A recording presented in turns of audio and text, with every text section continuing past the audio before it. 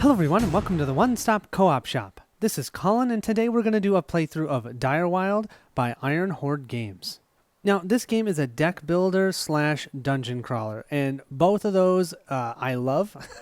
You put them together, this is going to be fun. Now as you can see the board is really long. I can't even get the whole board on camera unless maybe I put it on stilts or something. So I might have to adjust how it looks as we do the playthrough, but I just kind of wanted to show you guys what it looks like. It is awesome. There is a multi-sided board here. So you got two sides, and then we have Karn's dungeon itself. We'll start with chapter 1.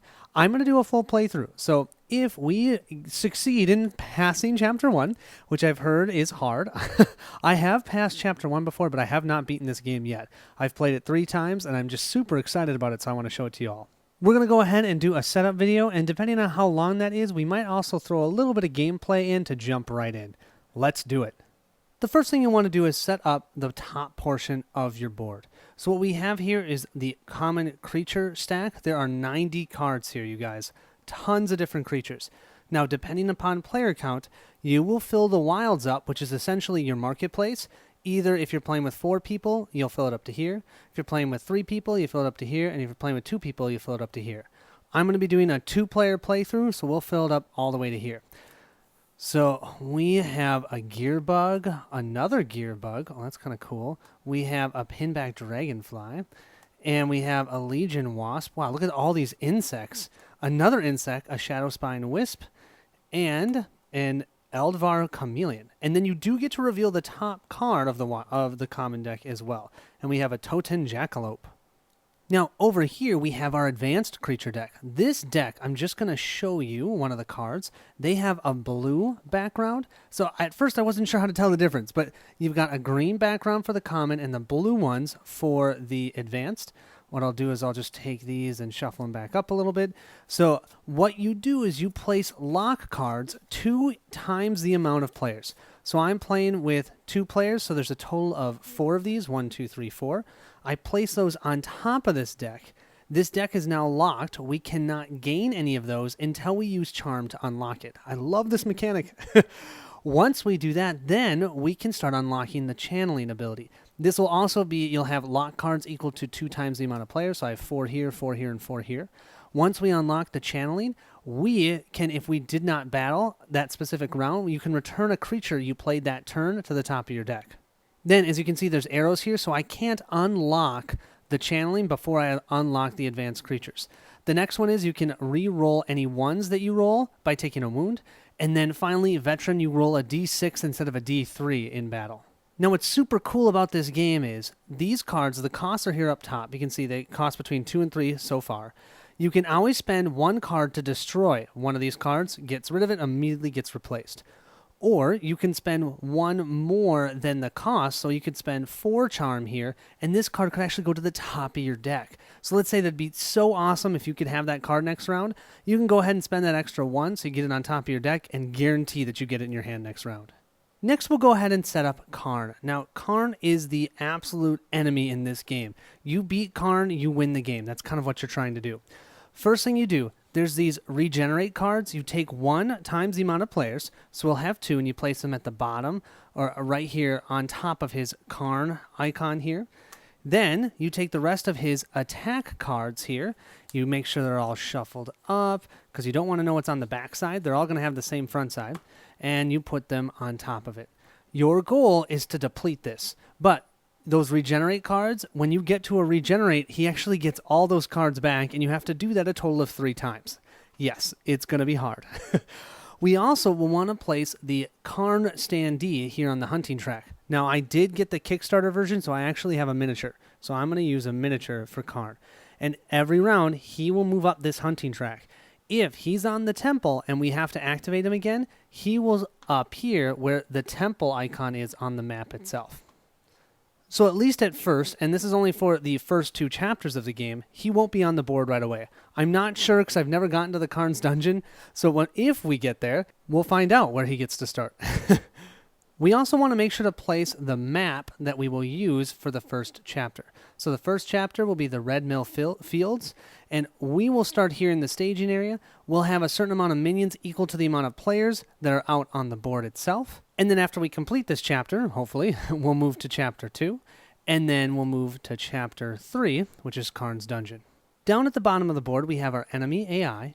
We have our treasure deck. Just go ahead and shuffle all of that up. Shuffle up the enemy AI. Make sure you don't use the hardcore ones right away. At least I don't recommend it. We have our wound deck here. Now what you want to do is make sure to grab 6 of these regular wounds, 3, 4, 5, 6, and you're going to place them in the fatal wound area. That's how you can lose the game.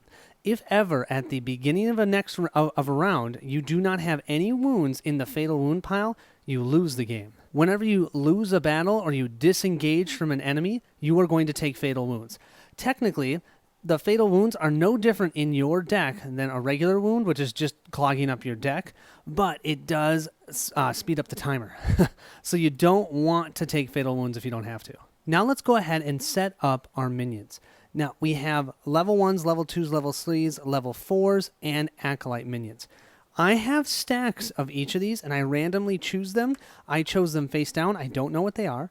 I will place them in order, and when you're playing 2-player, you choose 1 of each type and 2 of the acolyte minions.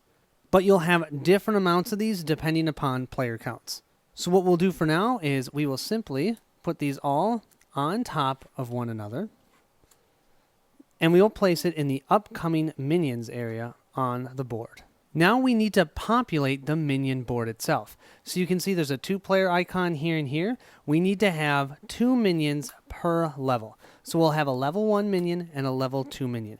You'll always have the lower level minions to the left because whenever minions become active, they'll become active from left to right. Now you can see how this is red? This minion will be denoted by this red miniature. And we have a blue one over there, so we'll have a blue miniature for that minion. We also have what's called a stamina track. This stamina track was also there with Karn. I forgot to mention it. But what that's going to be used for is that increases or decreases their attack. So while they're up here, they're going to be harder to hit. When they're down to here, they're going to be easier to hit because their to-hit value or attack value will be less or greater. We'll be able to affect that with poison, making them distracted, maybe pushing them into walls, maybe pushing them into each other if we're lucky enough. But for now, they all start at 0. And that does include Karn. Karn is technically face up. Even though he is not on the board right away, we still put him at 0. And if anything increases all enemies, all face up or active enemies' stamina, it'll include his. So we always have to make sure we keep track of that. Now for our heroes. We have a total of 10 heroes to choose from, but there's 2 on each board. So I can never play with Vale, and then who's on the opposite side? Romy. I can either play Vale or Romy, not both of them. So technically you have 5 unique boards, but there's a total of 10 unique characters you can use. There's a lot of information here, so let's go through it quick. First of all, we have our own stamina, so we'll start at 0 as well. We all have an inherent ability. So we have Venomous. You may deal 1 poison to an enemy before you battle them. Poison just reduces their total stamina by 1. Totally awesome. Really helpful in battles. Okay. We have abilities here that we can use magic. Only active magic, but magic. This one costs 1. A hero may disengage for free. I had mentioned before that normally when you disengage, you need to take a fatal wound. You wouldn't have to do that as long as Vale spent 1 of his magic. He can also use 2 of his magic to do this iocane powder. Before a hero battles an enemy, that enemy takes 2 poison, then Vale takes 1. So it's a little bit of a, oh my gosh, they really need some help. I'll reduce them by 2, and then I'm going to be reduced by 1. But, it is what it is. You start with 2 active magic. So you'll place 2 magic here. You'll then place the other 4 that you have off of the board as inactive magic. When you do any amount of damage to minions, you'll take those and put them on the minion card. And when that minion is defeated, that then comes back to you as active magic. So that's how you generate magic, is actually by defeating minions or damaging them. Now, I just want to show you this because I do think it's cool. So that's Vale, who I'm going to play with. We're not going to play with Romy, but Romy actually has two different special abilities here. So both Romy and Vale have the same venomous ability, but everyone will have different special abilities with their magic on either side of the board. So they do a male and a female, but then the male and the female have different abilities. I kind of think that's cool. Here we have Luna. I really like Luna. Luna has the flight ability. What that means is she attacks by range. She can attack by range of 1.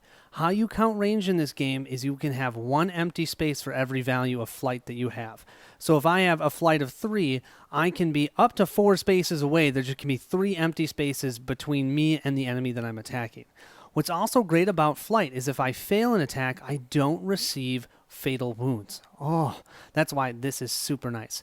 And look at her special ability is she can spend 1 magic to give a hero +1 flight. So she can help other heroes not have to take fatal wounds. You can be a little riskier than when you attack because if you fail, there isn't a penalty. Whenever you fail an attack in this game, you take a fatal wound. That's how the minions or enemies actually attack you in this game, is when you attack them. Because what they'll do is they'll get next to you and then you can't disengage unless you take a fatal wound, or you attack and fail at attacking, you then take a fatal wound. Her second ability here is Rush. It costs 2 magic, but in the summon phase, you can pick a hero to draw a card, then pick a hero to destroy a card in their discard pile, aka you can either destroy your starting cards or you can destroy those wounds. She'll also start with 2 active magic and 4 inactive magic. Each player will have 10 total cards in their beginning deck. 8 of them will be the standard cards, the kittens and the puppies. And then every player will have 2 unique cards in their starting deck. I love it. So the 2 standard cards are puppies and kittens. Puppies can only be used for attack. They give you no charm value. Kittens will only be used for charm. They give you no attack value. So how you obtain new cards in the wilds is you charm them. So the kittens will charm them, and then when you are attacking, you'll use your puppies to augment those enemies, or I should say those creatures that you have. For example, you will take your puppy and put it on here for this kiln salamander. So this kiln salamander has an attack of 2, and it's getting augmented for +1 from the puppy. And technically you can call it a hyper kiln salamander. I love that. For Vale, Vale gets 2 unique cards, and they are the Kiln Salamander. Anything that's in this red text box up here, that immediately will happen when you summon that creature. So when I play that creature during the summon phase, I can decide if I want to distract a minion. And I also get 1 charm. And it has 2 attack, which is pretty nice. I could also, though, technically, if I wanted, I could make the puppy my main creature. And then if I do that, he has 1 attack, +1 is 2 here, and gets 1 additional movement. So you can see you've got options, which is kind of fun. It's what I like about this game. Luna will also have the 5 kittens and 3 puppies, and then she also has the Ogden penguin. So if you are not adjacent to a minion, you may discard a card to draw a card, and it gives you 1 charm. The last thing that we'll do is we will place our 2 miniatures, or you'll have standees if you have the retail edition, here in the staging area. We also will place the 2 minions out on the board matching their color. So red will start here and blue will start over here. If we were playing with 3 players, we'd have a green one that started over here. And if we were playing with 4, we'd have a black one starting over here. Even though right now the minions are not active, which means that they're not going to be flipped over, we don't even know what they are, they will still do movement until either an enemy AI card makes them active or they become adjacent to us. The moment they become adjacent to us, boom, they wake up. And you guys, I can't believe I forgot this. You really need to place your treasure tokens. Those are incredibly important. Otherwise, good luck getting any treasures.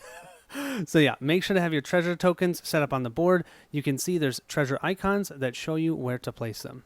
With that is set up. I hope you guys are excited. This looks super fun. It's so unique. I really enjoy it. I am excited to show it to you guys. Hope to see you in the playthrough.